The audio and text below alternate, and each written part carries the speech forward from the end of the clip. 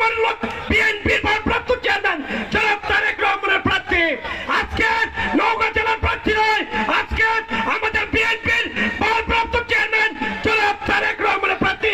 সাংবাদিক ভাইরা আমার, তাই আমি সাপার ফোরছা নিয়ামতপুরে যারা বিএনপি করেন, তৃণমূল বিএনপিকে ভালোবাসেন, আপনাদের কাছে সুবিধায় অনুরোধ রাখবো, আগামী নির্বাচনে মোস্তাফিজুর ভাইয়ের পক্ষে গণজোয়ার সৃষ্টি করে বিএনপির ভারপ্রাপ্ত চেয়ারম্যান জনাব তারেক রহমানকে এই নওগাঁ পুরসা এবং সাপারের এই নওগাঁ 46 এই আসনটি তারেক রহমান হাতকে আমাদের উপহার দিতে হবে। সংগ্রামী ভাইরা আমার, তাই বলতে চাই, ডাক্তার সারেক চৌধুরী পরপর 3 বার নির্বাচন করেছেন, আমরা আপনাকে ভোট দিয়েছি, কিন্তু এবার বিএনপির ভারপ্রাপ্ত চেয়ারম্যান জনাব তারেক রহমান মোস্তাফিজুর ভাইকে কাট দিয়েছে, তার পক্ষে আপনাকে নির্বাচন করতে হবে। সংগ্রামী ভাইরা, আপনাদের সকলের সুস্বাস্থ্য কামনা করে আমার বক্তব্য শেষ করলাম।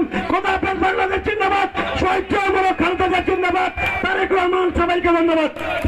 মানুষের নেতা বিএনপির চেয়ারপারসন সংগ্রামী সভাপতি জনাব মাসুদ আজাদ টিপু ভাই, আগামী দিনে যে নির্বাচন, এই ম্যাডাম জিয়ার হাতকে শক্তিশালী করার নির্বাচন।